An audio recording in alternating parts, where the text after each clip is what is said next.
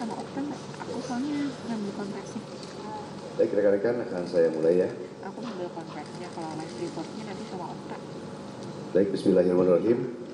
Assalamualaikum warahmatullahi wabarakatuh. Selamat pagi, salam sejahtera bagi sekalian. Om Swastiastu, Namo Buddhaya, salam kebajikan.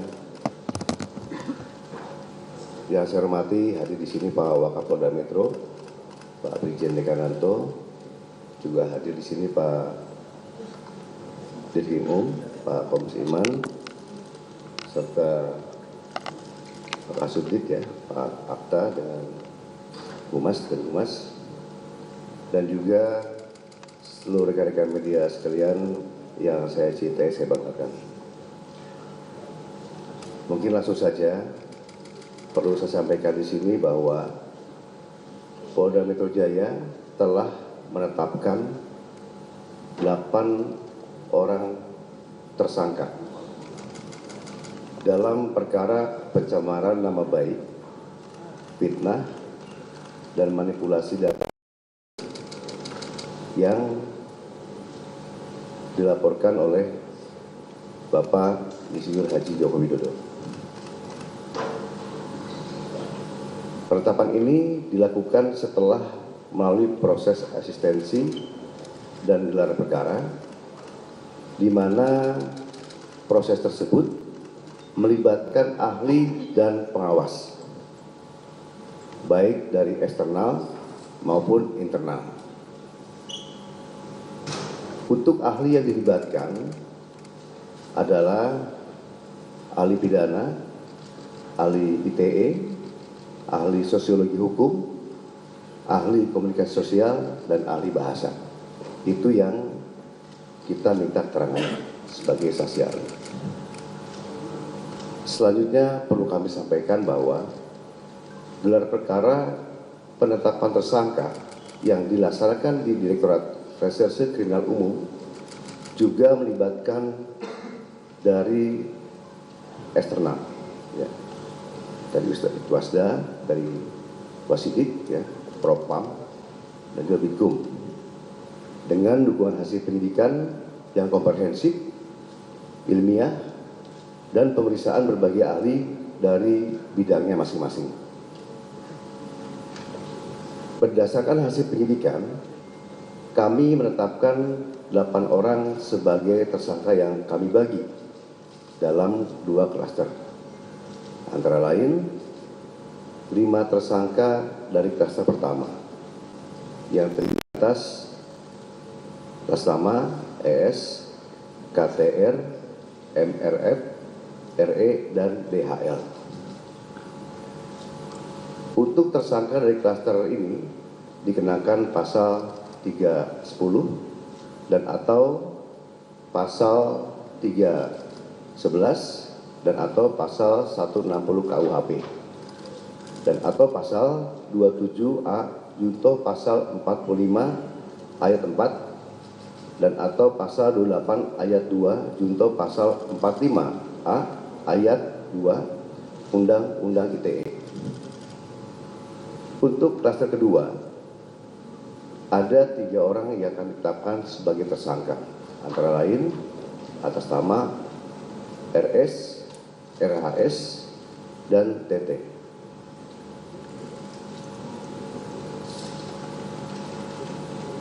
Tersangka pada klaster 2 dikenakan pasal 310 dan atau pasal 311 KUHP dan atau pasal 32 ayat 1 junto pasal 48 ayat 1 dan atau pasal 35 junto pasal 51 ayat 1 dan atau pasal 27A junto pasal 45 ayat 4 dan atau pasal 28 ayat 2 junto pasal 45A ayat 2 Undang-Undang ITE.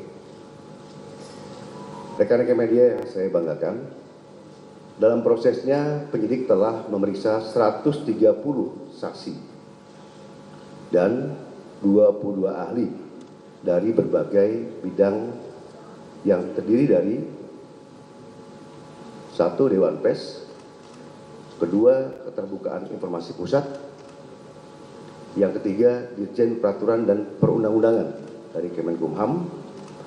Yang keempat, Akademisi Digital Forensik. Yang kelima, Asosiasi Digital Forensik. Yang keenam, Praktisi Digital Forensik. Yang ketujuh, Ahli Bahasa Indonesia. Yang kedelapan, Ahli Sosiologi Hukum. Yang kesembilan, Ahli Psikologi Massa. Yang ke-10, Ahli Komunikasi Sosial. Yang ke-11, Ahli Anatomi dari UI. Yang ke-12, Ahli Hukum ITE. Yang ke-13, Ahli Hukum Pidana. Yang ke-14, SDM Kesehatan Kemenkes. Yang ke-15, Lab Dokumen dan Digital Forensik. Selain itu, penyidik juga telah menyita 723 item barang bukti termasuk dokumen asli dari Universitas Gadjah Mada yang menegaskan bahwa ijazah Insinyur Joko Widodo adalah asli dan sah. Hal tersebut juga diperkuat oleh hasil pemeriksaan dari Puslapor Polri dalam aspek analog dan digital. Berdasarkan temuan tersebut, penyidik menyimpulkan bahwa para tersangka telah menyebarkan tuduhan palsu dan melakukan edit serta manipulasi digital terhadap dokumen ijazah dengan metode analisis yang tidak ilmiah dan menyesalkan publik. Selanjutnya, penyidik akan berkoordinasi dengan Kejaksaan Tinggi DKI Jakarta untuk proses hukum lebih lanjut. Pada kesempatan ini, kami tegaskan bahwa penanganan perkara yang kami lakukan murni proses penegakan hukum. Kemudian seluruh tahapan juga dilakukan secara profesional, proporsional, transparan, dan akuntabel. Oleh karena itu, kami menghimbau kepada masyarakat untuk bijak dalam menggunakan media sosial, jangan mudah terprovokasi oleh informasi yang tidak benar, serta selalu melakukan cek dan klarifikasi sebelum menyebarkan sesuatu. Mari kita jaga bersama suasana yang sejuk, aman, dan tertib agar ruang publik bisa selalu nyaman dan kondusif. Demikian yang kami sampaikan. Sekian, terima kasih. Wassalamualaikum warahmatullahi wabarakatuh. Om Santi Santi Om. Namo Buddhaya. Salam kebajikan. Terima kasih. Baik, mungkin silakan dari rekan-rekan media, mungkin ada yang kan?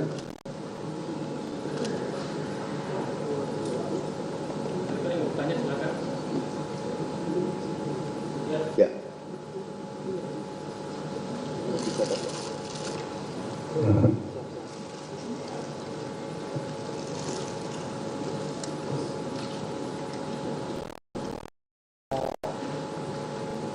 Dari mana?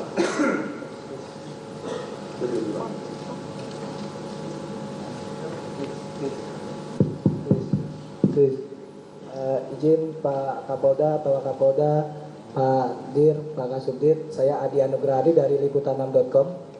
Ada dua yang ingin saya tanyakan, pertanyaan ringan saja.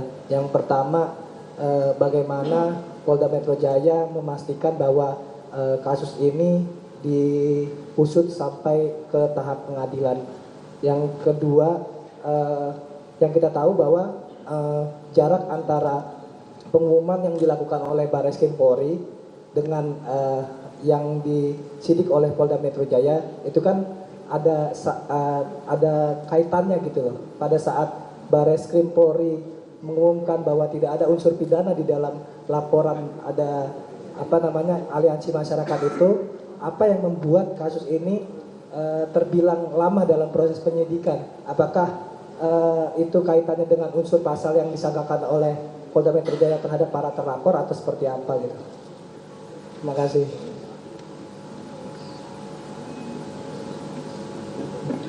Baik, terima kasih Mas Adia dari liputan6.com. Perlu kami sampaikan yang pertama itu bagaimana Polda Metro Jaya bisa mengusut ya sampai pengadilan. Yang jelas kita melakukan tahapan-tahapan. Ya, di sini tahapan untuk kepolisian adalah tahapan penyidikan. Nah, nanti kami akan koordinasi dengan pihak masuk ke tahap ke penuntutan. Ya, dan juga nanti dari pengadilan juga tuh keputusan seperti apa nanti akan masuk ke persidangan seperti itu. Ya. Jadi masing-masing instansi kita punya kewenangan masing-masing ya. Kalau tugas kita adalah sampai ke penyidikan seperti itu, Mas ya. Dan yang kedua, kenapa untuk Baresim dengan dalam penyidikan ini dan Polda Metro agak lama? Terus terang aja banyak sekali item ya barang bukti digital forensik yang diperlukan oleh kita. Pemeriksaan itu tidak cepat, ya pasti membutuhkan waktu yang lama. Nah untuk itu, karena pemeriksaan dari hasil digital forensik dari lapor ya laboratorium forensik dan juga digital forensik itu baru selesai dalam waktu minggu kemarin, nah, sehingga kita bisa menetapkan sesuai dari apa yang menjadi hasil pemeriksaan dari laboratorium forensik tersebut, menetapkan untuk proses berlanjut. Demikian.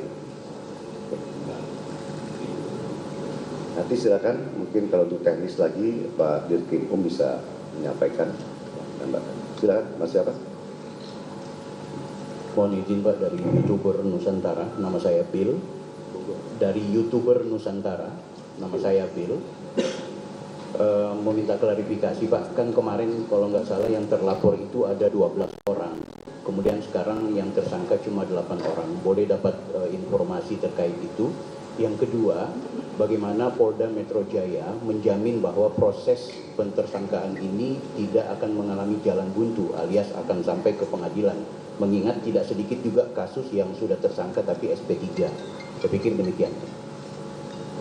Ya mungkin silakan Pak Dirkrim bisa menambahkan. Terima kasih Jenderal, mohon izin. Pak Bill, kami sampaikan tadi dipertanyakan mengenai 12 yang awal dilaporkan.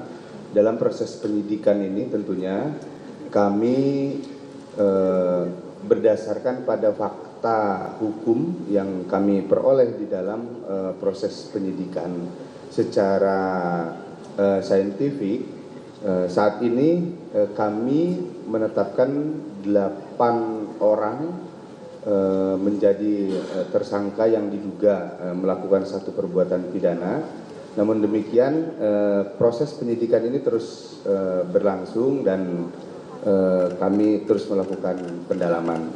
Kemudian berkaitan dengan bagaimana selanjutnya proses penyidikan ini berjalan, tentunya kami juga sebagai sebuah kesatuan bersama-sama dengan Jaksa Penuntut Umum dalam criminal justice system, kami terus melakukan koordinasi berkaitan dengan perkembangan penanganan perkara ini, ya tentunya dalam hal penuntutan juga ke depannya untuk dihadapkan di sidang peradilan sehingga bisa memberikan rasa keadilan bagi masyarakat Indonesia.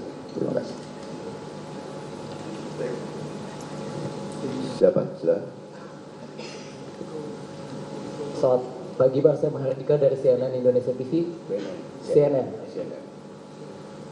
Tadi ada beberapa tersangka yang juga dijerat dengan UU ITE ya Pak ya. Artinya kan ancaman hukumannya di atas 5 tahun. Apakah akan dilakukan penahanan mungkin Pak? Terima kasih. Silakan Berjum, bisa jawab.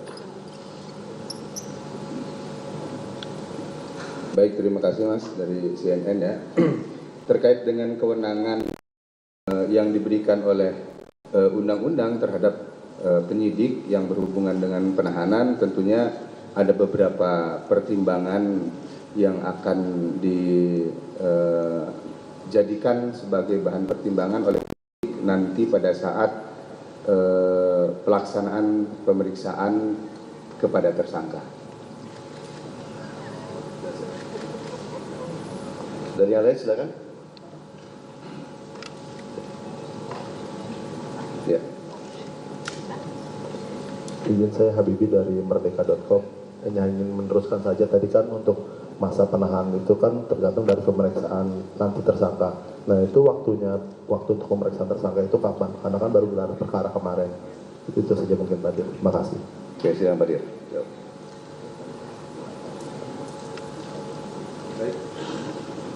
Terima kasih. Tentunya kita setelah ini akan mengirimkan surat panggilan kepada yang bersangkutan. Kami berharap mudah-mudahan dari para tersangka bisa memenuhi panggilan kami sehingga hak yang bersangkutan sebagai warga negara untuk menyampaikan klarifikasinya dalam bentuk berita acara itu dipenuhi juga oleh yang bersangkutan.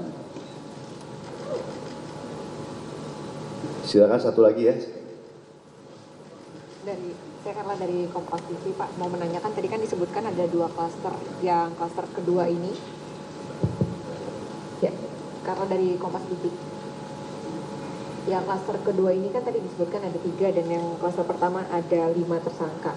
Nah ini yang berdasarkan backgroundnya dibedakan 2 klaster ini, peran-peran yang mereka lakukan sehingga dibedakan ada 2 klaster ini kan untuk pasal-pasalnya juga ada yang sedikit berbeda, mungkin bisa dijelaskan lebih lanjut. Terima kasih.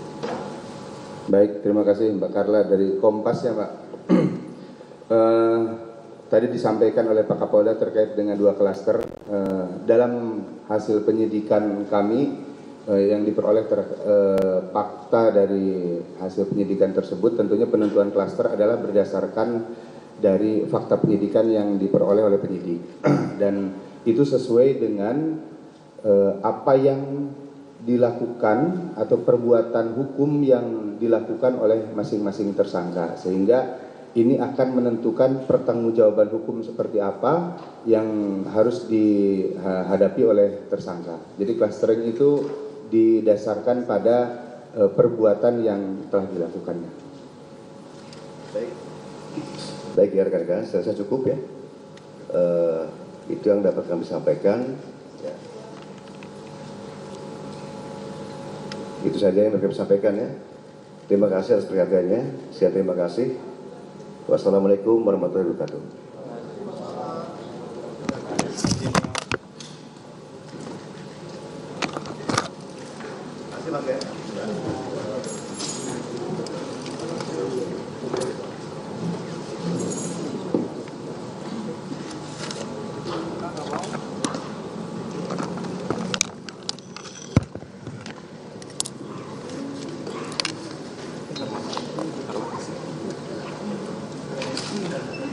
Tudingan ijazah palsu